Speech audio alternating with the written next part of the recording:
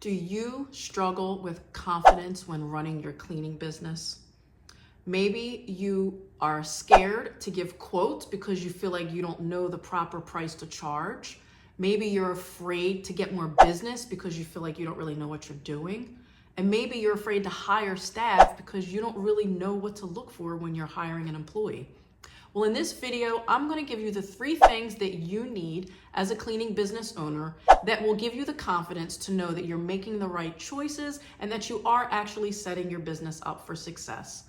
I'm Moragne-Morris, owner of Squeaky Clean. Stay tuned. The first thing you need to know as a cleaning business owner is you need to know how to quote the right price for your job. Why do I say that? Because if you quote too low, you'll be working for nothing. And if you quote too high, you're going to constantly get outbid and you won't get work. So there's a fine line to knowing the right amount to quote. So how I used to do this is I would go look at either a home or a building. I would walk through the place. You gather all the information that you need from them, like how often do you want cleaning? Do they have pets? How many kids do you have? What does your typical day look like? Are you a homeschool mom, or is the house empty except for nights? Are you guys out of the house on the weekends for sports? Is there a lot of sports equipment? All these data points you need to know to gather information so that you know what type of house that you're working with. So for example, you might get a call for a house that is a 5-bedroom, 4-bath house. And you may also get a call for a home that's a 3-bedroom, 1.5-bath house. Okay. Depending on the amount of people that live in each house, the lifestyle that they have will determine how long it takes you to clean. I actually clean a 5-bedroom, 3.5 bath house. It takes me half the amount of time as a 4-bedroom condo that I clean down at a shore town with 2.5 baths. It takes me half the amount of time. So you can't just go by a house and the size that it is and quote them. You need to know how many people live in the house, all the things that I said first. A house that is well lived in with lots of children and pets is going to take you way longer than a large home that may have empty nesters living in it. So those are the factors that you need to consider because those different things determine how long it's going to take you to clean the house. The next thing you need to do, because you and only you know how long it takes you to clean, you and only you know how long it takes your staff to clean. You need to visualize yourself cleaning the house. Now, this sounds really weird, but this took me really many years to figure out that, it's not a one-size-fits-all formula. It's a what size formula fits me and my company. So when I go quote buildings, for example, I mostly do commercial now. So I do office buildings. I don't need your blueprints. They always say, do you want to see the blueprint? No, I don't need your blueprint. I go into the space and I stare at it. I'm sure I look like a weirdo to them. I don't care. I stare at the space and I'm mentally thinking, okay, this has 20 trash cans, 20 desks, 5 windowsills, and I just visualize us cleaning it.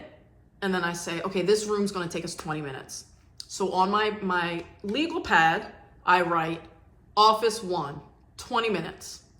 So I'm not looking at the size and I'm not looking at the square footage. I'm looking at the space, how many trash cans, how many desks, how many windowsills, how many corners, and I'm figuring out how long is that going to take me. So you have a house. You're going to look at the house. You're going to go look at the dining room, and let's say they have a dining room and a formal living room. Are these 2 rooms used? No. Okay. Is there carpet in this dining room? No, it's hardwood floor. Okay. How many couches? How many coffee tables? Are there tchotchkes everywhere? Yes. Is there shelving? No. Look at that space. So for example, if the space is rarely used because it's a formal living room and a formal dining room, those 2 spaces to do a full clean, like wipe down, wipe the baseboards, wipe the windowsills, wipe the blinds, vacuum and Swiffer, Bona, however you clean your hardwood floor, those 2 rooms may only take you 20 minutes each time you go and clean. So you're not going to really count for the square footage. So that is how you should, or how I would, I'm not going to tell you you should, because every company has a different way to do it, but that is how I do, and I would look at spaces to quote. So the frustration that I think lies in with a lot of cleaners is they look at the size of the scope of work instead of how long the scope of work is going to take. So I go through each room, I write down how long I think it will take us. Then at the end of the bid, I also take a video. And again, for smaller houses and condos, you don't need to do this. I'm talking about if you have a complicated, large house, which seems to scare a lot of new cleaning business owners, larger homes. You just kind of don't know how much to quote. Write down all the times that you added up for each space and then charge by that. So you already know in your head what you want to make an hour, charge by that. If you're going to send 2 staff people, you're going to times it by 2. Don't make the mistake of looking at a house and saying, oh, it'll take my 2 staffers 3 hours, so I'm going to charge them 3 hours. No, if you have 2 staffers going in, you're going to charge them 3 hours times the 2 people. So you're going to be charging them 6 hours. So make sure you account for each man hour. That is each hour that each person is going to be cleaning, you charge them for that. So I hope that gives you a little bit of direction as far as knowing how to quote. The second thing that you really need to know how to do as a cleaning business owner is you have to know how to train your staff. And if you're not good at training your staff, start reading books on how to train staff, because this is like 101 business success. I don't care if you have a trash company, if you own a high-end boutique, if you work at Uber, like you need to know how to train staff. How well your staff is trained is going to be the success of your business. It makes no sense for you to be the best cleaner and only the best cleaner in your business. You're always probably maybe going to be better than all of your staff, maybe, but you really shouldn't be. Like that shouldn't be a bragging point. Oh, I clean better than all my staff. If you're always cleaning better than all your staff, then you haven't been training your staff right. So you need to know how to train your staff. If you have a good training system in place, this will allow you to hire more people. And when I say more people, I mean more kinds of people. Imagine you're at a lake in the ocean, and you're fishing, and they tell you, okay, I need you to catch 5 salmons. 5 salmons, that's it. No flounder, no shrimp, nothing, just 5 salmons. It's going to take you much longer to catch 5 salmon than if someone said to you, I need you to catch 5 fish. You catch 5 fish, you could do that in a third of the amount of time. So why do I use that example? When you're looking to hire employees for your cleaning business, you don't want to only be able to hire cleaners. If you are limited in only hiring people who clean really well, it's going to be really hard for you to grow your business. In my business, I have moms, stay-at-home moms. Moms know how to clean. Most moms know how to clean. So criteria met number 1. I have very few people that worked for cleaning companies. Very, very few. I have a paralegal. I have a teacher. Actually, my summer staff were always mostly teachers. They didn't want to teach in the summer, so they would come clean for me. I have a security guard. I have dental hygienist. Like, I hire so many different types of people. I know how to train them. If you have a good training system in place, you can train any Joe Schmo off the street to clean well.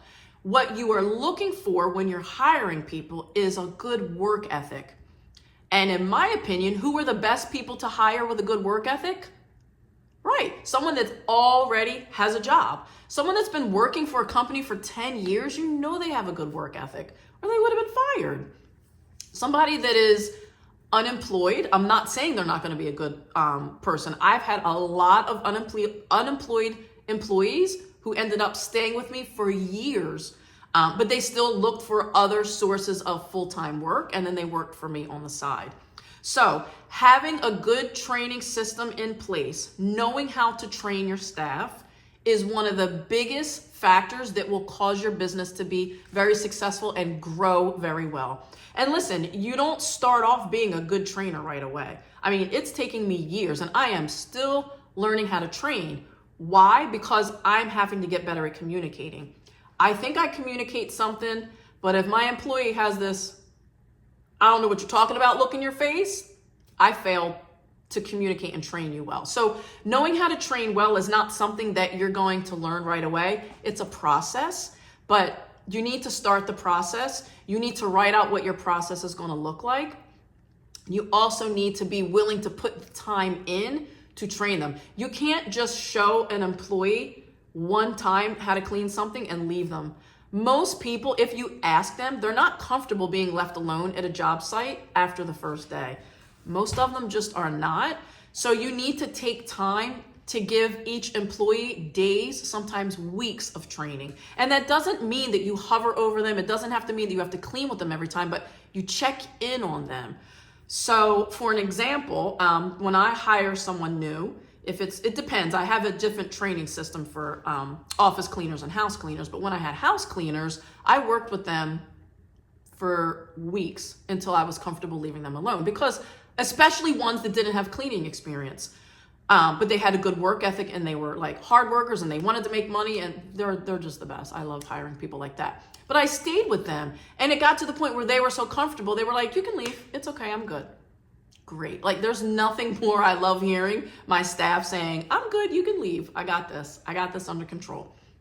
Okay. So that's the second point. You need to know how to train your staff well. The third thing, in my opinion, that I think every cleaning business owner needs is a mentor.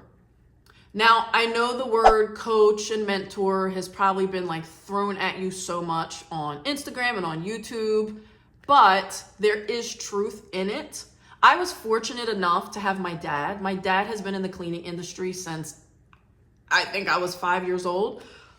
I had my dad, I had to take my dad with me to quote a lot of these large jobs when I was starting to transition into commercial, because I was very, very overwhelmed.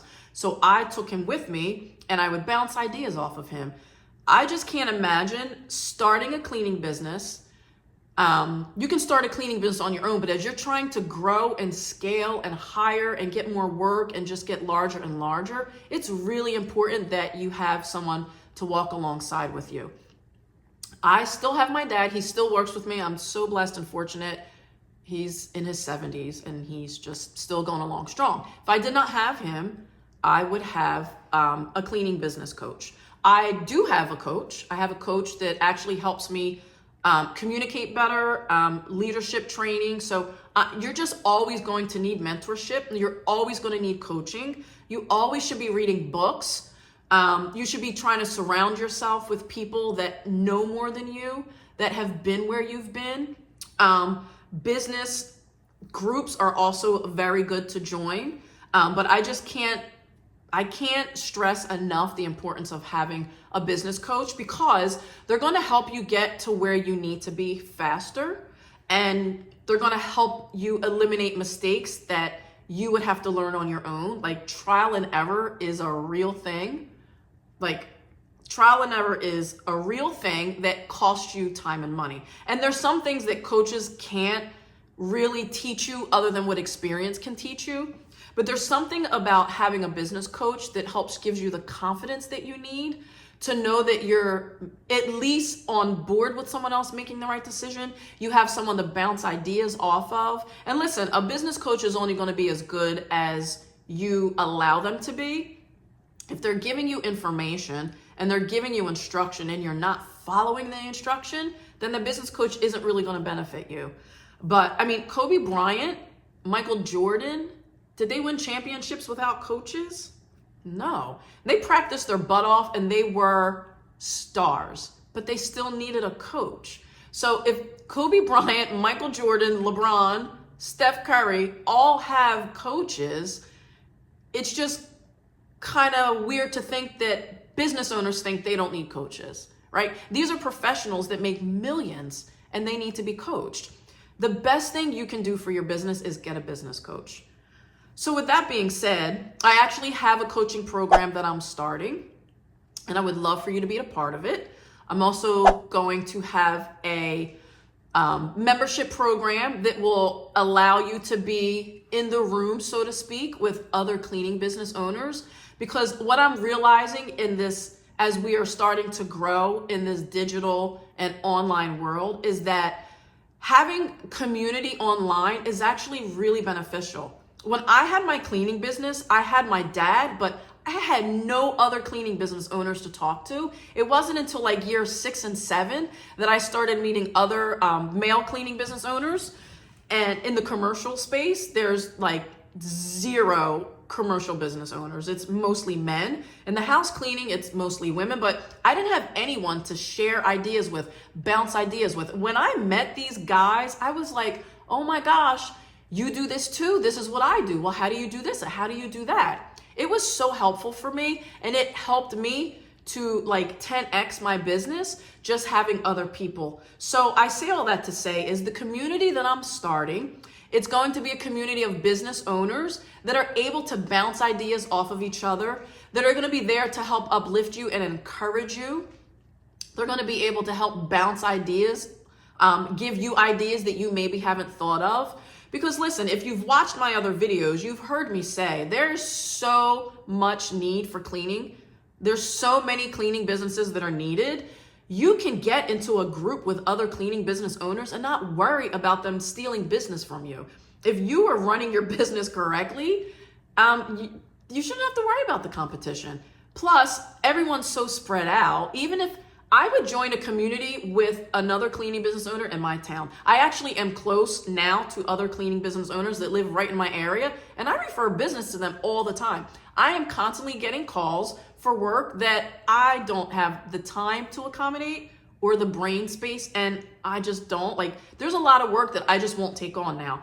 As I've grown in my business, I've narrowed it down. I've niched down a lot.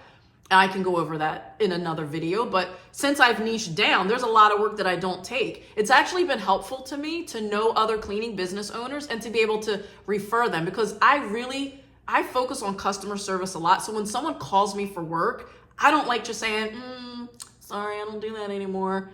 Bye. I like to refer them to someone. I just want the whole experience with my company to be a good one. And it's like, well, that's squeaky clean. She couldn't help me, but she sure made sure that I got helped, right? So that's how I enjoy having other cleaning business owners with me. And it also allows me to be able to call them and say, hey, I have a job coming up. Can I sub you out for it? What would you charge? And then if it works with my rates, I can pay them to go do the job for me and make some money off it, and it can work that way. So I'm going to have more details coming up soon, but I have some links. I have my freebies, and if you go to my freebies, and you'll also see my website, you can send me an email or just enter in your email, and you will start to get emails about the new rollout of this coaching program and the membership program. I would love to have you guys as a part of it. I really strongly believe that you need to be a part of it. A lot of you may be watching this video, and before you even started watching the video, you were like, where are my people at? I need help. Who can I talk to? It feels really lonely being an entrepreneur, and it feels even lonelier being a cleaning business entrepreneur. At least for me, it had, because most of my friends have their own business, but none of them had cleaning businesses, and their businesses work so different. And it just is really, really helpful to have that kind of camaraderie and mentorship. So starting a cleaning business, to me, is the easiest thing to do. It's so easy to start it. Growing it and scaling it is really hard. Well, I've grown and scaled my business, and now I'm at a point where okay, now what? So I have been desiring coaches, and the coaches I have, I love them so much, and I just would never be where I'm at right now if I didn't have them. So I just would never tell somebody, you don't really need a coach, you can figure it out yourself. Not when I know what I know now. I would be doing you a disservice. So I just can't stress enough the importance of having a business coach. And you may have already run into somebody that kind of wants to mentor you. Run to them, and yes, please mentor me. I need you. But for those of you that don't have anyone and don't know where to go, welcome to the fold. So I hope you enjoyed this video. I really hope it was helpful to you. Like I said, click the links below, like and subscribe if you haven't already done so. And until then, see you next time.